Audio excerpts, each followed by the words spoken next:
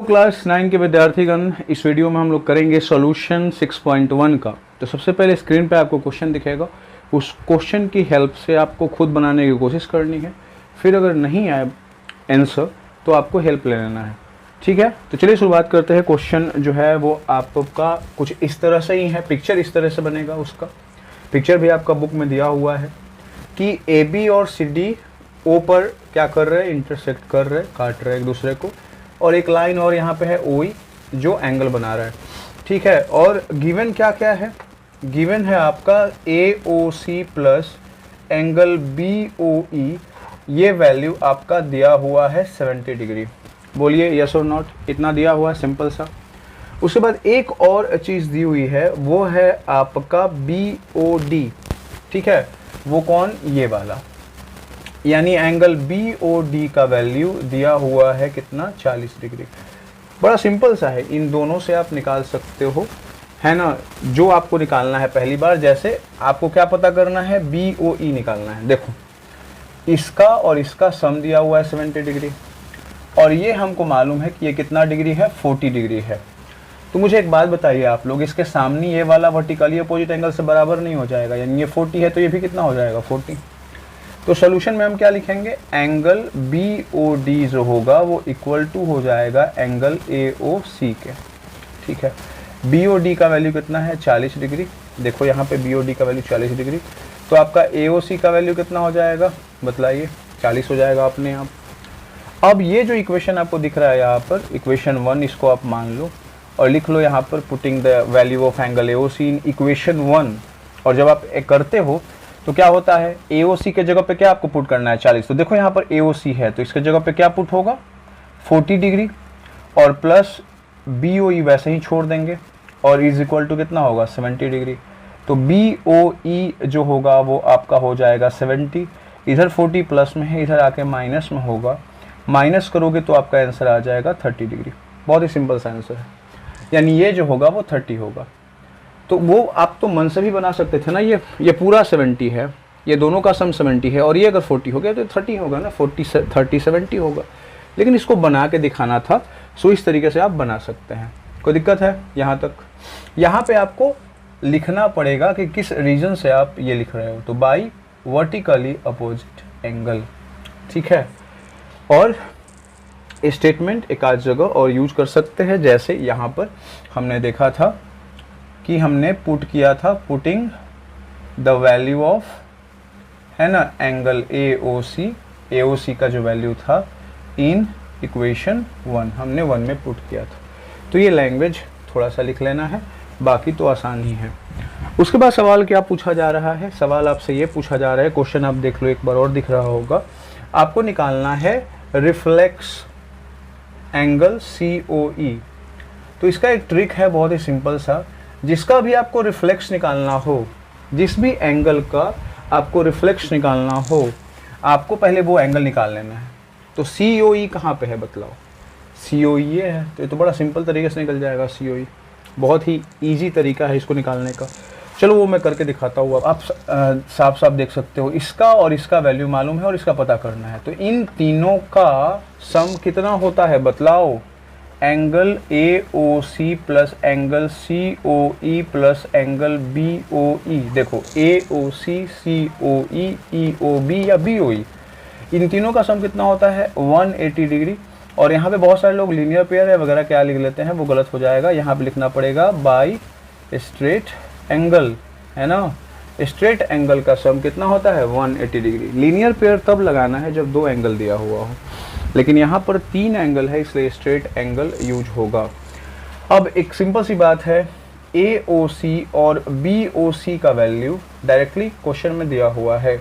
अगर आप देखोगे एंगल AOC और BOE का वैल्यू दिया हुआ है, सॉरी C लिखा गया था, BOE का वैल्यू दिया हुआ है। तो इसके जगह पे क्या हो जाएगा, इसके जगह पे हो जाएगा आपका 70 डिग्री जो ऑलरेडी दिया हुआ है। बच का गया आपका COE, तो COE छोड़ दिया, बराबर कितना हो जाएगा, 180 डिग्री। तो angle COE is equal to 180 degree, इधर प्लस 70 है तो क्या होगा, माइनस 70, 180 में से 70 घटेगा, कितना हो जाएगा, 110 डिग्री। ये आपका COE निकल गया। ठीक है, लेकिन हमको COE तो निकालना नहीं है, हमको क्या निकालना है, रिफ्लेक्स एंगल COE। तो ट्रिक इसका ये है कि जिसका भी आपको रिफ्लेक्स निकालना हो उसको आप माइनस कर दो, किससे, 360 से। तो 360 माइनस क्या हो जाएगा, एंगल COE। तो 360 यहाँ पे लिख दिया हमने, एंगल COE का वैल्यू हमको मालूम है 110 दिया, मतलब निकल गया है। यहाँ पे घटाओ, क्या हो जाएगा, 250 डिग्री, और यही आपका आंसर हो जाएगा। तो पहला क्वेश्चन ज़्यादा हार्ड नहीं था, बट हाँ एक आध जगह पर जैसे रिफ्लेक्स COE का मतलब मालूम हो गया होगा कि जिस भी एंगल का रिफ्लेक्स निकालना है उसको आप 360 से माइनस कर दो, आपका आंसर आ जाएगा। ठीक है, चलिए अब बढ़ते हैं अगले सवाल की तरफ। तो अभी जो आपको स्क्रीन पे क्वेश्चन दिख रहा होगा वो कुछ इस प्रकार से है कि एक फिगर है 6.14 जो आपको यहाँ पे दिख रहा है। उसमें क्या बोला गया कि एक्स वाई और MN जो है, एक्स वाई और MN O पे इंटरसेक्ट कर रहे हैं। ठीक है, और वहाँ पे एक और एंगल बनाया गया है POY, वो 90 डिग्री का कोण बना रहा है। यहाँ पर ये सिंबल आपका 90 डिग्री का हो गया, और A और B का रेशियो दिया हुआ है 2:3, और आपसे पूछ रहा है कि आपको C निकालना है, यानी ये निकालना है आपको, ये वाला एंगल को पता करना है कितना होगा। तो सबसे पहले जब भी ऐसा क्वेश्चन आ जाए जिसमें रेशियो दिया हुआ हो तो कुछ करना नहीं है, उसको x के फॉर्म में डिनोट कर लेना है। तो यहाँ पर हम क्या करेंगे, लेट करेंगे, लेट द एंगल्स आर, क्या हो जाएगा, जो रेशियो में होगा उसी को लिखना है, यानी एक है 2x, सॉरी, और एक हो जाएगा आपका 3x। तो let the angles are 2x and 3x, यहाँ पे b लगा दीजिए, हम लोग सपोज करें हैं तो एक हो गया 2x और एक आपका हो गया 3x। ठीक है, अब हमको ये पता करना है ये वैल्यू कैसे पता चल जाएगा। अगर हमको ये वैल्यू मालूम चल जाए तो इसके सामने जस्ट ये है, वर्टिकली अपोजिट एंगल से हो जाएगा। ध्यान से देखिए, इसको ऐसे है और ऐसे है, तो ये वाला एंगल का सामने ये आ रहा है। तो अगर ये पता चल जाए तो ये पता चल जाएगा। ये हमको पता नहीं है, हमको सिर्फ इतना पता है 90 डिग्री, बस यहाँ से लेकर यहाँ तक पता है, ये भी पता करना पड़ेगा। और ये पता करने का तरीका बड़ा सिंपल सा है, हमको इसका भी x का फॉर्म मालूम है, इसका भी मालूम है, और इसका तो वैल्यू पता ही है, और इन तीनों का सम कितना है बतलाओ, 180। तो यहाँ पे हम क्या लिख सकते हैं, a प्लस b, यानी a को हमने b में जोड़ा, प्लस क्या होगा 90, और सम कितना लिख लेंगे 180। फिर से क्या होगा, by straight angle, straight angle से हमने लिखा है। आप साफ साफ देख सकते हो, यदि इधर 90 है और इस पूरे का सम अगर 180 है तो ये a और b का वैल्यू 90 हो सकता है, मतलब होगा ही, ये भी आप लिख सकते हो। लेकिन ठीक है, ये भी एक तरीका है, आप वो भी यूज कर सकते हो। तो a का वैल्यू कितना बतलाओ, 2x हमने माना हुआ था, b का वैल्यू कितना 3x, बिकॉज रेशियो में दिया हुआ है कि ab का एंगल इसी रेशियो में है, और प्लस क्या हो जाएगा आपका 90 बराबर कितना होगा 180। तो 2 और 3 कितना होगा बतलाओ, 5x, और प्लस होगा 90 is equal to 180। 5x is equal to होगा 180 minus 90, 5x is equal to होगा 90। तो x इज इक्वल टू कितना होगा 90, इधर 5 मल्टीप्लाई में है, डिवीज़न में जाएगा, और कितना होगा, कट के कितना आएगा 18। तो x का वैल्यू 18 आ गया। इससे हम a और b का वैल्यू निकाल लेंगे, लेकिन हमको ज़रूरत किसकी है, सिर्फ a की, तो b की ज़रूरत ही नहीं, तो क्यों निकाले। ठीक है, क्योंकि हमको c पता करना है, और c ये है, और ये पता कब होगा, जब हमको ये पता होगा, और इसमें हमको ये पता है 90, बट ये पता करना बाकी है। ठीक है, तो एक ये कितना था बतलाओ, ये हमने कितना रखा हुआ है यहाँ पर, a को हमने रखा हुआ है, अगर आप देखोगे a जो है वो 2x के फॉर्म में है। जब भी ऐसे पहचानने में दिक्कत हो कि a 2x है या b 3x है, पता नहीं चल रहा है, तो आप क्वेश्चन को देखो। क्वेश्चन में आप देखोगे तो ऐसे कुछ दिया हुआ है, a रेशियो b और इज इक्वल टू 2:3, ऐसा कुछ दिया हुआ है। तो आगे वाला आगे से रिलेट करेगा, पीछे वाला पीछे से रिलेट करेगा। जब मेरे को a निकालना है तो a का क्या होगा आपका 2x हो जाएगा, तो 2 होगा, x का वैल्यू ऑलरेडी निकाले हुए हैं 18, तो 18 टू जा कितना हो गया 36 डिग्री, तो इसका वैल्यू आ गया हमारे पास 36। ठीक है, अब हमको क्या पता करना है, c पता करना है, और c किसके बराबर है, इस वाले और इस वाले के सम के।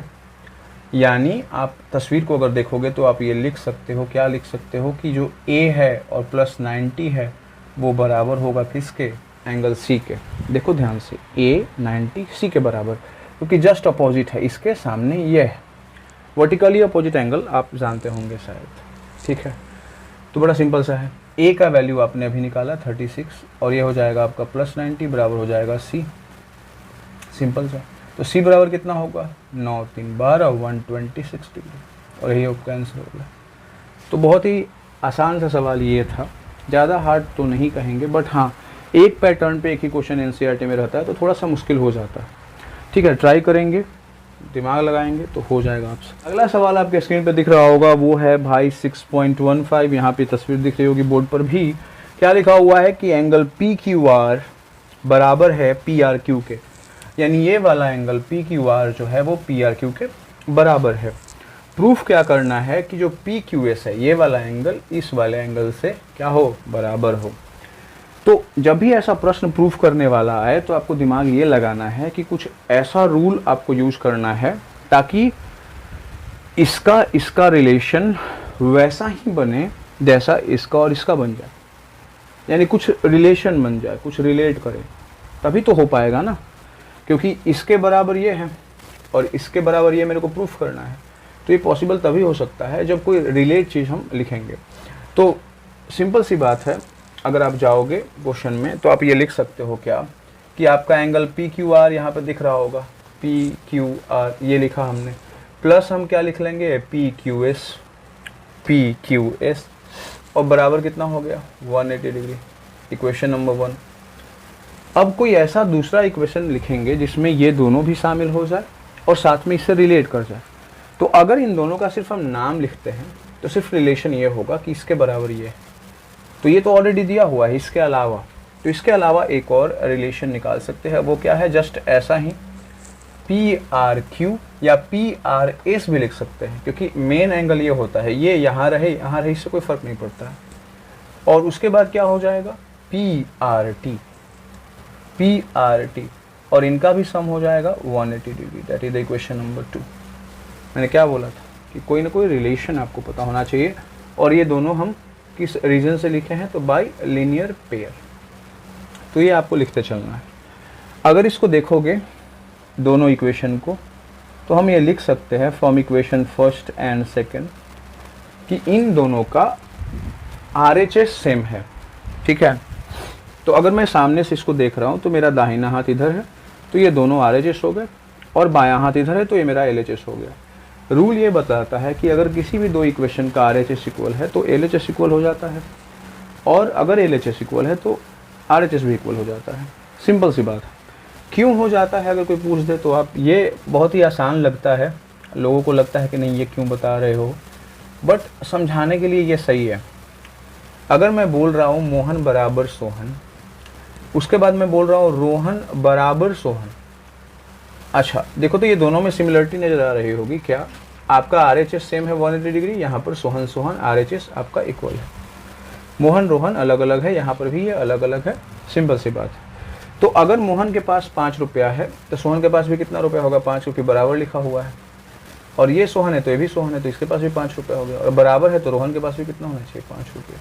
अब आप मोहन और रोहन का देखो, ये दोनों का 5-5 रुपया है। इसका मतलब ये हुआ कि यदि आपका RHS इक्वल होता है दाहिना तरफ वाला भाग अगर किसी भी दो इक्वेशन का, तो RHS इक्वल होने से LHS भी इक्वल हो जाता है। LHS कौन, लेफ्ट हैंड साइड, इधर वाला, ये वाला पार्ट, इधर वाला, ठीक है। तो ये तो सिर्फ समझाने के लिए है, मोहन रोहन करना नहीं एग्जाम में, नहीं तो नंबर नहीं मिलेंगे, ठीक है। अब हम क्या करेंगे, from equation first and second हम इन दोनों को इक्वल लिख देंगे। तो क्या होगा, PQR प्लस एंगल PQS बराबर क्या हो जाएगा, PRQ और प्लस PRT। लिखा हमने, हो गए। अब यहाँ पर हम सब जानते हैं, क्या जानते हैं कि ये वाला एंगल इसके इक्वल है। तो यहाँ पे लिखेंगे चूँकि PQR यानी ये वाला एंगल बराबर है PRQ के, इस वाले एंगल के, तो क्या होगा, PQR के जगह पे हम क्या लिखेंगे, PRQ अब प्लस क्या हो जाएगा, PQS लिखा हमने, और PRQ हमने इसको वैसे ही छोड़ दिया और यहाँ पे लिख दिया, सॉरी प्लस था, PRT।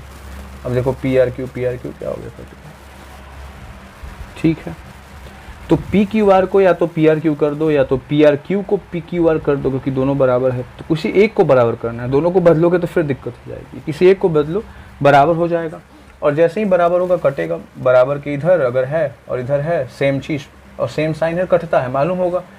और ऐसे भी पी आर क्यू इधर प्लस में है, उधर ये प्लस में है, इधर आएगा माइनस में होगा, तो P R Q plus P R Q minus cut जाएगा, इसलिए मैंने डायरेक्ट कटाया है। तो बचा क्या आपके पास, पी आर एस, और क्या बचा आपके पास बतलाइए, पी आर एस बचा नहीं, पी क्यू एस बचा भाई, पी क्यू एस, और इधर क्या बच गया आपका, पी आर टी, और यही मुझे प्रूफ करना था। तो यहाँ पे लिख सकते हैं हैंस प्रूव्ड। तो बहुत ही इजी सवाल था, इसमें ज़्यादा भार नहीं है, और मैंने कुछ हिंट बतलाया है कि किस तरीके से पता किया जाता है इनिशियली कि हमको क्या प्रूफ करना है और उसको कैसे रिलेट करना है, ठीक है। चलिए अब बढ़ते हैं अगले सवाल पे। आपके स्क्रीन पे एक क्वेश्चन दिख रहा होगा जो कुछ इस प्रकार से है कि x plus Y W plus Z के बराबर है, यानी x और y का वैल्यू w प्लस जेड के बराबर है। प्रूफ हमें ये कर लेना है कि जो ए ओ बी है, तो ए ओ बी कहाँ पे है, यहाँ पे है, ये ओ है, ठीक है ना। तो ए ओ बी को प्रूफ करना है कि ये लाइन है। लाइन मतलब स्ट्रेट लाइन, ठीक है, लाइन स्ट्रेट ही होता है ना, स्ट्रेट लाइन। और हम सभी जानते हैं स्ट्रेट लाइन की खासियत क्या होती है, कैसे प्रूफ करेंगे कि वो स्ट्रेट लाइन है। तो स्ट्रेट लाइन की खासियत ये होती है कि उसका सम हमेशा 180 डिग्री आता है, उस पर कितना भी आप एंगल बनाते हो। तो यदि हम ये प्रूफ कर दें कि x और y का सम 180 हो जाता है, या w प्लस जेड का वैल्यू 180 हो जाता है ना, तो ये प्रूफ हो जाएगा कि AOB एक लाइन है। क्योंकि अगर मैं इसको ऐसे मतलब क्या कर लूँ, ओवरलैप कर लूँ, इधर से ऐसे ढक लूँ इसको, तो आप देखोगे ये एक लाइन नज़र आएगा और यहाँ पे दो एंगल नज़र आएंगे। तो इन दोनों का सम 180 प्रूफ कर दो। अगर मैं इसको ढक लूँ तो ये x और y को आप प्रूफ कर लो। दोनों में से कोई भी आप अपना सकते हो, जिसमें आपकी मर्जी है, ठीक है। कैसे होगा देखते हैं। तो लॉजिकली बात यह है कि हम सभी जानते हैं कि इन चारों का सम कितना होता है, 360 डिग्री, ये हम जानते हैं, ठीक है। कंप्लीट एंगल, एक पॉइंट के चारों तरफ जितना भी एंगल बन रहा है that is known as complete angle, और कंप्लीट एंगल का वैल्यू 360 डिग्री होता है। इसको मैंने क्यों लिखा, बिकॉज मेरे को 180 प्रूफ करना है, तो कोई ऐसा वैल्यू लाना पड़ेगा ना जिसके पास न्यूमेरिकल वैल्यू हो, 180 हो, 90 हो, कुछ ऐसा हो। तो 360 डिग्री वाला ही लिखा हमने, देखा कि ये आसान लग रहा है। क्या लिखेंगे बतलाओ, x प्लस क्या लिखेंगे y, ठीक है, प्लस w प्लस z, ठीक है। सबको लिख लिया, चारों एंगल हो गया, और क्या हो जाएगा बतलाओ 360 डिग्री। रीजन क्या लिखेंगे, बाय कंप्लीट एंगल, ठीक, सिंपल। अभी क्वेश्चन में साफ साफ दिया हुआ है, क्या दिया हुआ है, क्वेश्चन में दिया हुआ है कि एक्स वाई जो है, एक्स प्लस वाई जो है वो w प्लस जेड के इक्वल है, ये आपका गिवन है, ठीक है ना। इसको इक्वेशन 1 मान लेंगे, इसको इक्वेशन 2 मान लेंगे, है ना। और यहाँ पे क्या लिखेंगे, पुटिंग इक्वेशन 1 इन इक्वेशन 2, 1 को पुट करिए 2 में, है ना। सिंपल वे तरीके से कर सकते हैं। अभी क्या कर लेंगे बतलाओ, x प्लस वाई को वैसे ही छोड़ देते हैं, और जहाँ पे w प्लस जेड है, जहाँ पे w प्लस जेड है उसके जगह पे x प्लस वाई लिख सकते हैं, क्योंकि बराबर दिया हुआ। तो हमने क्या कर लिया, x प्लस वाई लिख लिया w प्लस जेड के बराबर, और उसके बाद फिर हमने 360 लिख दिया। यहाँ पे आप साफ साफ देख सकते हो x कितना होगा 2x, y कितना होगा बतलाओ 2y, बराबर कितना हो जाएगा 360 डिग्री। यहाँ पे 2 कॉमन ले लेंगे तो क्या बचेगा, x प्लस वाई बराबर क्या होगा 360 डिग्री। यहाँ से 2 से ये कटेगा तो हमारा जो वैल्यू आएगा x प्लस वाई का वो आ जाएगा आपका 180 डिग्री। यहाँ पे 2 से ये कटेगा 180 से, तो x प्लस वाई का वैल्यू 180 आ गया। और मैं ही तो आपको बतला रहा था कि इन दोनों का सम प्रूफ कर दो या इन दोनों का सम प्रूफ कर दो, 180 आपका हो जाएगा, है ना। तो यहाँ पे एक स्टेटमेंट लिख लेंगे 10, है ना, angle AOC plus angle BOC is equal to 180 degree. x plus Y को हम नाम से भी डिनोट कर रहे हैं, BOC x के जगह पे, AOC y के जगह पे। और अगर इसका सम 180 आता है then AOB is a line, ठीक है ना। जस्ट उल्टा हो गया, जैसे एक लाइन है उस पर कितना भी आप एंगल बनाओ उसका सम 180 होता है, ठीक है। तो किसी एक लाइन पे, वो पता नहीं लाइन है कि नहीं है, बट उस पर बहुत सारा एंगल बना हुआ और उसका सम 180 आ जा रहा है, मतलब वो लाइन ही तो है, क्योंकि लाइन पे ही ऐसा होता है कि अगर एंगल बनते हैं तो 180 आता है। तो अगर 180 सम आ रहा है तो वो लाइन। चलिए अब करते हैं अगला सवाल। अगला सवाल आपके स्क्रीन पर दिख रहा होगा, जो सबसे इंपॉर्टेंट है, मुझे लगता है कि इस चैप्टर का सबसे हार्डेस्ट क्वेश्चन है, इस एक्सरसाइज का, सॉरी चैप्टर तो बहुत बड़ा हो जाएगा, एक्सरसाइज का सबसे हार्डेस्ट क्वेश्चन है। क्या है ये तस्वीर आपको दिख रहा होगा, आर ओ क्यू, यहाँ पे ओ आप लगा लो, आर ओ क्यू का वैल्यू 90 डिग्री है और कुछ नहीं है, मतलब इसकी खासियत बस यही है। आप क्वेश्चन पढ़ लो ना, P O Q is a line, P O Q is a line, ठीक है। और यहाँ पे क्यू, यहाँ पे जो ओ आर है वो क्या है आपका, परपेंडिकुलर है किस पर, पी क्यू पर, ठीक है। और एक और लाइन है ओ एस जो खींचा गया है जिससे एंगल बन रहा है, ठीक है। और वो किसके किसके बीच में है, ओ पी और ओ आर के बीच में, यही है क्वेश्चन में, और ये मेरे को प्रूफ करना है। तो मैं बाबा बोल रहा हूँ, प्रूफ करने वाला में कुछ बेसिक बातों का ध्यान रखा जाता है। वो बेसिक बात क्या है कि जब भी ऐसा सवाल पहले प्रूफ करने के लिए आ जाए तो उसको थोड़ा सा तोड़ लो। जैसे ये दो अगर डिवीज़न में है तो इधर आएगा तो क्या आ जाएगा, मल्टीप्लाई में, तो 2ROS हो जाएगा और QOS इधर बचेगा और POS इधर बच जाएगा। तो ऐसा लाना थोड़ा सा डिफ़िकल्ट लगता है, थोड़ा सा डिफ़िकल्ट लगता है, बट अगर मैं बोलूँ कि 2ROS लाना है तो ये थोड़ा आसान लगता है। 2ROS का इक्वेशन ला देंगे, दोनों को जोड़ लेंगे, 2ROS हो जाएगा। कैसे देखते हैं, अब इस पिक्चर को देखो, इसमें ROS से रिलेटेड आपको दो इक्वेशन बनाना है। आप एकदम सिंपल वे में बना सकते हो, कैसे देखो, ROS देखो ला दिया हमने एक ROS, और ASOP और इज इक्वल टू कितना 90, क्योंकि इधर 90 है तो इसका भी सम कितना होगा 90 होगा। बन गया एक इक्वेशन, ठीक है पहला। अब बोलोगे आप कि सर 90 के जगह पे आप POR पुट कर सकते हो, नहीं, जितना नंबर आपको आए, जितना भी मतलब आप वर्ड से नंबर की तरफ जाए उतना ही प्रूफ करने में आसानी होती है, इसलिए हमने POR के जगह पे न्यूमेरिकल वैल्यू लिखा है। उसके बाद और क्या लिख सकते हो देखो, तो अगर आप ध्यान से देखोगे तो एक और ROS वाला इक्वेशन बन सकता है। देखो कैसे, ROS प्लस ROQ और बराबर क्या हो जाएगा, मतलब ASOQ, इक्वेशन नंबर 2। अब आप एक बात बोलोगे कि सर आपने यहाँ पे ROQ के जगह पे 90 पुट नहीं करा है ना, अभी तो बोले थे कि आप वर्ड को हटाना चाहते हो, ठीक है, लेकिन यहाँ पे तो है, कर देते हैं भाई, वो आसान हो जाता है। तो ROS हो जाएगा प्लस ये क्या होगा 90, अब बराबर कितना हो जाएगा ASOQ, that is the equation number 2। अब देखो इक्वेशन 1 को देखो, 2 को देखो, किसी और को ना देखो। अगर आप देखोगे तो आप ये पाओगे कि इनके साथ हम क्या करेंगे कि हमारे पास 2ROS आ जाएगा। गुना करेंगे तो होगा, भागा करेंगे तो होगा, माइनस करेंगे तो होगा, ना ना ना, प्लस करेंगे तो होगा, है ना। तो हमने क्या करा, यहाँ पर ऐड करा, एडिंग इक्वेशन फर्स्ट टू क्या सेकंड, तो क्या हो जाएगा मतलब ROS प्लस ASOP प्लस ये वाला ROS प्लस 90 बराबर, हमने LHS को LHS से जोड़ा और फिर हमने RHS को RHS से जोड़ा। जोड़ने का यही नियम है, अगर दो इक्वेशन दिए हुए हैं तो LHS को LHS से जोड़ना है और RHS को RHS से जोड़ना है, ठीक है। अब देखो कुछ कटाने लायक है, हाँ बिल्कुल, 90 से 90 कट जाएगा, सिंपल। ROS और ROS कितना हो जाएगा 2ROS, और इधर क्या बचेगा ASOQ, इधर SOP प्लस में है, क्या हो जाएगा माइनस में SOP, और यहाँ पर हमको लाना अब क्या है, उसमें आप चेंज कर सकते हैं। तो ROS इज इक्वल टू, देखो दो यहाँ पे मल्टीप्लाई में है, इधर आगे क्या में हो जाएगा डिवीजन में, देखो डिवीजन मतलब बटा में आ गया, और क्या हो गया आपका ASOQ माइनस क्या ASOP, बन गया सिंपल वे में। आपका यहीं पे बना हुआ है, बट अब मेरे को जो प्रूफ करना है उसको ला के दिखाना है।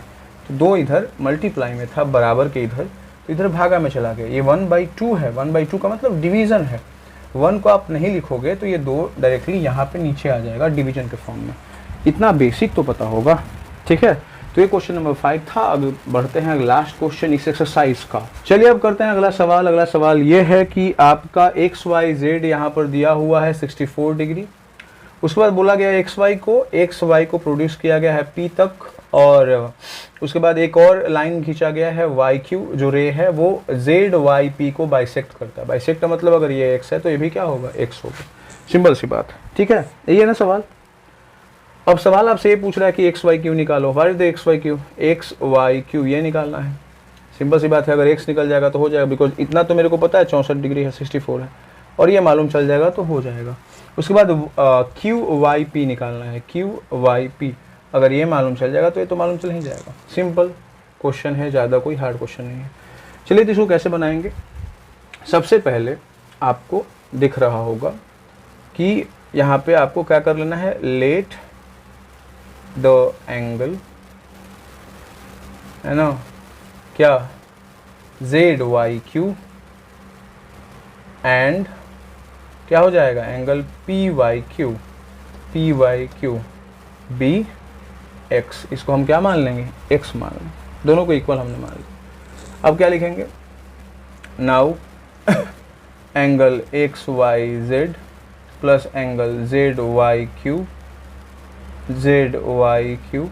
Plus angle Q Y P, इन तीनों का सम कितना होगा, 180 डिग्री। सिंपल सी बात है, इन तीनों का सम कितना होगा, 180 डिग्री। तो एक्स वाई जेड कितना होगा आपका 64 degree, plus Y Z Q कितना होगा आपका x, और क्यू वाई पी कितना हो जाएगा आपका x, बराबर कितना होगा 180 डिग्री। x कितना होगा 2x बराबर 180। 64 प्लस में है तो क्या में होगा, माइनस में, घटाओगे कितना होगा 116 degree. 2x is equal to, लेकिन निकालना क्या है आपको निकालना है x, तो x बराबर कितना होगा 116, 2 गुना में है, भागा में जाएगा तो हो जाएगा 58 डिग्री। सिंपल। तो x का वैल्यू तो आ गया हमारे पास, ये हमारा कितना हो गया 58। तो पहला सवाल ये पूछा जा रहा था कि आपको निकालना है एक्स वाई क्यू, जो किसका किसका सम है, एक तो 64 डिग्री इसका और एक जो x था उसका, तो 64 हो जाएगा, x का वैल्यू 58 होगा और जोड़ेंगे 64 को 58 से तो 122 हो जाएगा। सिंपल। और फिर आपको क्या निकालना था, क्यू वाई पी, तो क्यू वाई पी कितना है, x ही तो है, x तो हमने सपोज किया हुआ था, इसका मतलब क्यू वाई पी जो होगा वो x यानी कितना 58 डिग्री हो जाएगा। बहुत ही ईजी, तो बहुत ही आसान तरीका था इसको बनाने का। एक ही क्वेश्चन है जो इसमें अच्छा है, वो है आपका क्वेश्चन नंबर 5, बाकी सब आसानी है, थोड़ा मेहनत करोगे आपका हो जाएगा। ठीक है, इस वीडियो में मात्र इतना ही रहने देते हैं, मिलते हैं अगले वीडियो में अगले चैप्टर के साथ, अगले एक्सरसाइज के साथ।